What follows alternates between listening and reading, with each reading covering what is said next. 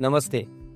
मैं डॉक्टर आतिश बकाने। मैं एक बच्चों में होने वाले कर्करोग रोग और रक्त रोग विशेषज्ञ हूँ और मैं नागपुर में कार्यरत हूँ। आज हम बात करेंगे एक ऐसे डिसीज के बारे में जो बच्चों में काफी आम तौर पे दिखाई देता है। उसका नाम है इम्यून थ्रोम्बोसाइटोपेनिक परप्यूरा यानी ITP। कई बच्चे हमारे पास पेरेंट्स लेके आते, एकदम अच्छा था, 2-4 दिन से कुछ प्रॉब्लम नहीं और सडनली आज सुबह उठे और शरीर पे कुछ निशान दिख रहे, लगभग रेडिश पर्पलिश कलर के निशान होते हैं। बच्चा खेलता कूदता होता है और हमारे पास आ जाते हैं और हम उसका जैसे ही आते हैं हम लोग कुछ स्पेसिफिक टेस्ट ऑर्डर करते हैं। CVC में प्लेटलेट्स काफी कम दिखाई पड़ती है, जैसे फॉर एग्जांपल 10,000 से लेके 20-25,000 तक इतनी भी हो सकती है। ये सबसे कॉमन डिसीज है, हीमाटोलॉजिकल डिसीज है। तो ये ITP के बारे में हमें कुछ स्पेसिफिक जानकारी रहना जरूरी है। पहले तो कि क्यों होता है ये ITP, इसका कोई कारण नहीं होता, इसीलिए पहले इसको इडियोपैथिक भी बोला जाता था। कोई 1-2 डिफरेंशिएशन हम करते हैं, प्राइमरी ITP या सेकेंडरी ITP।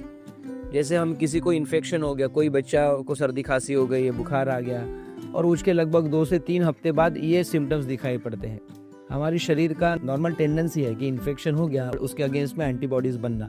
कभी कभी ये एंटीबॉडीज क्रॉस रिएक्ट करती है प्लेटलेट्स के अगेंस्ट में और प्लेटलेट्स कम हो जाती है। ये सिंपल तरीके से एक्सप्लेनेशन है, इसीलिए इसको इम्यून मेडिएटेड हम बोलते हैं। कभी कभी ये सेकेंडरी भी होता है, कुछ खास बीमारियां हैं जैसे कुछ प्राइमरी इम्यूनोडेफिशिएंसी है बच्चों में, या फिर SLE नाम की एक बीमारी है, उसमें ये कॉमनली पाया जाता है एडिशनली, तो इसे हम सेकेंडरी ITP भी बोल सकते हैं। सिम्टम्स मैंने पहले ही बताया वैसे कि यूजुअली स्किन पे लाल नीले धब्बे आना, उसे पेटिकी परप्यूरा बोलते हैं हम, और कभी कभी नाक से ब्लड आना, या फिर बहुत रेयरली अगर कुछ ट्रॉमा हुआ तो कई किसी जगह से भी ब्लीडिंग हो सकती है।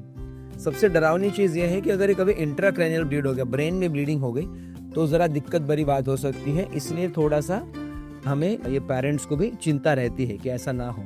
बट अच्छी बात यह है कि ITP में हार्डली किसी को इंट्राक्रैनियल ब्लीड, 1% बच्चों को या फिर बड़ों को ही इंट्राक्रैनियल ब्लीडिंग हो सकती है। फिर हम आएंगे इसके कॉजेस पे। तो मैंने कॉजेस पहले ही बताया कि ऐसा कोई खास कॉज इसका है नहीं। डायग्नोसिस बड़ा सिंपल होता है, ये क्लिनिकल डायग्नोसिस है इम्यून थ्रोम्बोसाइटोपेनिया का। बच्चा देख के, सिम्टम्स देख के हम डायग्नोस कर लेते। कभी कभी अगर कुछ अटिपिकल फीचर्स है प्रेजेंटेशन में तो हमें बोन मैरो एग्जामिनेशन करना होता है, जिससे हम ये डायग्नोस कर पाते हैं कि बोन मैरो एकदम नॉर्मल है। तो ITP का डायग्नोसिस में वो सहायक होता है। अब ट्रीटमेंट के ऊपर आते हैं। ट्रीटमेंट बड़ा आसान है इसका। सबसे पहला ट्रीटमेंट है मास्टरली इनएक्टिविटी। अगर प्लेटलेट्स ठीक है या फिर बहुत कम भी है बट ब्लीडिंग अगर नहीं है और बच्चा अच्छा है, पेरेंट्स ऐसी जगह रहते हैं जो मेडिकल ट्रीटमेंट फैसिलिटी अप्रोच कर सकते हैं, तो ऐसे बच्चों में बहुत बार हम कोई मेडिसिन देने की जरूरत नहीं समझते।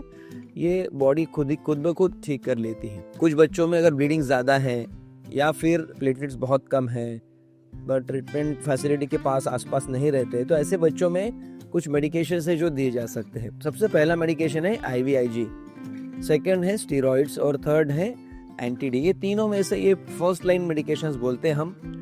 मोर और लेस सिमिलर इफेक्टिवनेस रहता है इनका, बट अगर फास्ट इंक्रीमेंट चाहिए तो IVIG प्रीफर किया जाता है। बट कॉस्ट में काफ़ी दिक्कत है, IVIG बड़ा महंगा है, स्टीरॉइड्स पर्टिकुलरली सस्ते आते हैं।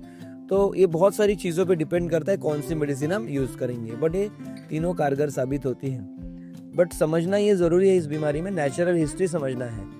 ITP ऐसा नहीं है कि भाई आज ट्रीटमेंट कर लिया तो फिर से नहीं होगा। ये बीमारी यूजुअली 75-80% लोगों में, बच्चों में 3 मंथ्स में ठीक हो जाता है, जिसे हम अक्यूट ITP बोलते हैं। कुछ बच्चों में ये परसिस्ट करता है 3 महीने के बावजूद, उसे हम परसिस्टेंट ITP बोलते हैं। और अगर ये 12 महीने के बावजूद होने के बावजूद भी परसिस्ट करता है तो उसे क्रॉनिक ITP बोलते हैं। अब कभी कभी अगर रिस्पॉन्ड नहीं करते कुछ मेडिकेशंस को तो सेकेंड लाइन एजेंट्स भी अवेलेबल हैं।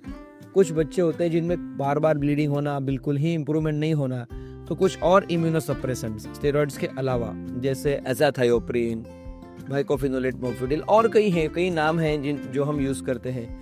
कुछ बच्चों में अगर बहुत ही परसिस्ट करता है, क्रॉनिक ITP जाता है, तो रिटुक्सिमाब नाम का एंटी CD20 ड्रग होता है जो 30-40% क्रॉनिक ITP में काफ़ी कारगर साबित होता है, तो ये भी यूज़ किया जाता है। बट ये जो ड्रग्स है ये जब तक हम हीमेटोलॉजिस्ट को नहीं दिखाएंगे नहीं यूज़ करना चाहिए, क्योंकि उनके बेनिफिट्स और साइड इफेक्ट्स दोनों हैं। कुछ लोगों में, खास करके बड़े लोगों में, अगर कुछ भी काम नहीं कर रहा है तो कभी कभी स्प्लीनेक्टोमी है। जी हाँ, स्प्लीन अपने शरीर में होता है, पेट में होता है, तो उसे कभी कभी निकालने की जरूरत पड़ती है क्योंकि जो प्लेटलेट डिस्ट्रक्शन है वही होता है।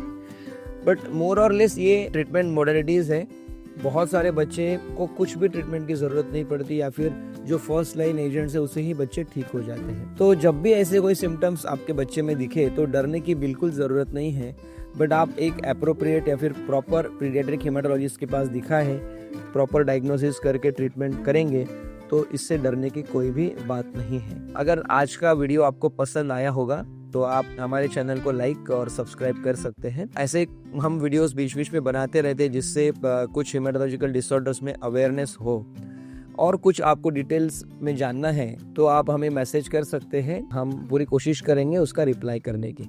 Thank you so much.